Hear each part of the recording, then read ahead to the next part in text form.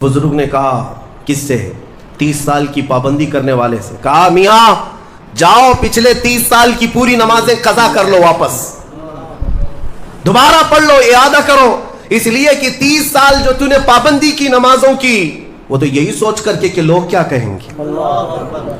आज तेरे दिल में ये जो ख्याल आया कि लोग क्या कहेंगे मगरिब के पीछे हो जाने से, इसका मतलब है कि 30 सालों तक जो तूने पाबंदी की ये लोगों के लिए किया, अल्लाह के लिए नहीं।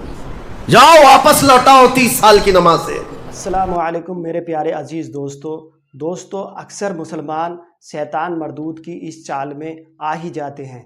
वो चाल कौन सी है दोस्तों? जैसे हम किसी भी नेकी को करने का इरादा रखते हैं तो शैतान मरदूद हमारे दिल में ये बसबसा डालता है कि लोग क्या कहेंगे। जैसे दोस्तों हम ये चाहते हैं कि हुजूर अकरम सल्लल्लाहु ताला अलैहि वसल्लम की सुन्नत मुबारका अपने चेहरे पर सजा लें, तो दोस्तों शैतान मरदूद हमारे दिल में ये बसबसा डाल देता है कि अभी तो बहुत वक्त है, अभी तेरी उम्र ही क्या है।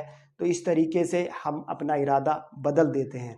तो दोस्तों आप ही इससे अंदाज़ा लगाइए कि ये मोहब्बत हुजूर अकरम सल्लल्लाहु ताला अलैहि वसल्लम की मोहब्बत है या फिर शैतान मरदूद की मोहब्बत है, क्योंकि हम उसने बसबसा डाला और हमने अपना इरादा बदल दिया।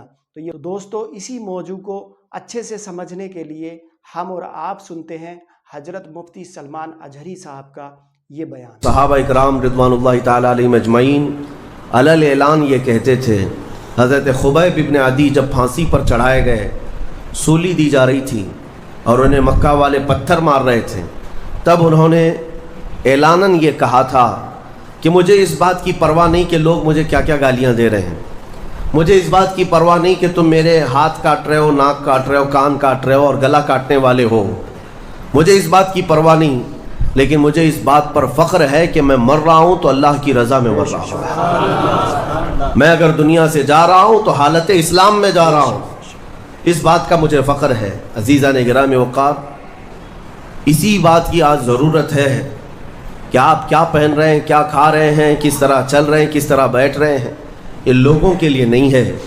हमारी ज़िंदगी के तौर तरीक़े जो कुछ भी होने चाहिए वह अल्लाह और उसके रसूल के लिए। यहाँ तक कि इमाम गज़ाली रहमतुल्लाहि ताला अलैह ने एक वाक़या ऐसा भी लिखा है, वो पढ़ने के बाद मुझे बड़ी हैरत होती है। एक बुज़ुर्ग थे, 30 साल तक उन्होंने पहली सफ़ में खड़े होकर नमाज अदा की। 30 साल तक एक भी नमाज उनकी तकबीर औला भी नहीं छूटी इमाम के पीछे। तकबीर औला, इमाम जब पहली तकबीर बांध रहा है उस तकबीर में वो हाजिर रहते थे। जमात तो दूर की बात है, छूटना, पहली तकबीर कभी नहीं छूटी 30 साल तक। 30 साल के बाद एक दिन ऐसा इत्तेफाक हुआ कि वो मगरिब में लेट हो गए, एक रकात हो गई थी और 30 साल के बाद सफ़ें भर गई थी, पीछे जगह मिली। वो आए और कहा आज अगर मैं पीछे नमाज पढ़ूंगा सब घूम घूम के मुझे देखेंगे। 30 साल से जो पाबंद था कहाँ गया, कहाँ गया? होता यही है सब। वो शर्मिंदगी के मारे कि लोग मुझे देखेंगे, क्या सोचेंगे, घर चले गए। घर जाकर मगरिब पढ़ ली। इशा में आने में फिर डर लगने लगा कि अब तो पूरी नमाज में ही नहीं गया था, लोग सोचेंगे। 30 साल के बाद पहली नमाज आपकी नहीं हुई है, कहाँ गए थे, कहाँ गए? इशा में भी नहीं आए, इशा में भी नहीं आए। उस ज़माने में एक बड़े कामिल बुजुर्ग थे, उनको खबर की गई आज एक बड़ा हादसा हो गया हमारे शहर में। कहा क्या? कहा फलां बुजुर्ग जो 30 साल से मस्जिद में तकबीर औला की भी पाबंदी करते थे आज वो गायब है। तो उस बुजुर्ग ने फरमाया चलो हम मिलते हैं। जा कर के मिले कि क्या है, तबीयत ख़राब हो गई, हलील हो गई, क्या हुआ? उन्होंने कहा कुछ हुआ नहीं, लेकिन थोड़ा सा लेट हो गया मगरिब में और फिर पीछे जगह मिल गई 5-6 सफ़ों के पीछे। मैंने ये सोचा कि लोग बाद में क्या कहेंगे, लोग क्या कहेंगे कि इतने सालों की पाबंदी के बाद आज तुम्हारी पहली सफ़ भी नहीं हुई, पहली तकबीर भी नहीं हुई। उस बुजुर्ग ने कहा किससे? 30 साल की पाबंदी करने वाले से। कहा मियाँ जाओ पिछले 30 साल की पूरी नमाजें कज़ा कर लो, वापस दोबारा पढ़ लो, इआदा करो, इसलिए कि 30 साल जो तूने पाबंदी की नमाजों की वो तो यही सोच करके कि लोग क्या कहेंगे। आज तेरे दिल में ये जो ख्याल आया कि लोग क्या कहेंगे मगरिब के पीछे हो जाने से, इसका मतलब है कि 30 सालों तक जो तूने पाबंदी की ये लोगों के लिए किया, अल्लाह के लिए नहीं। जाओ वापस लौटाओ 30 साल की नमाज से। रोंगटे खड़े हो जाते हैं जब मैं ये पढ़ा। वाकई मेरे अजीज़ों, इस बात का ख्याल भी नहीं आना चाहिए हमें इबादतों में कि लोग हमें क्या कहेंगे।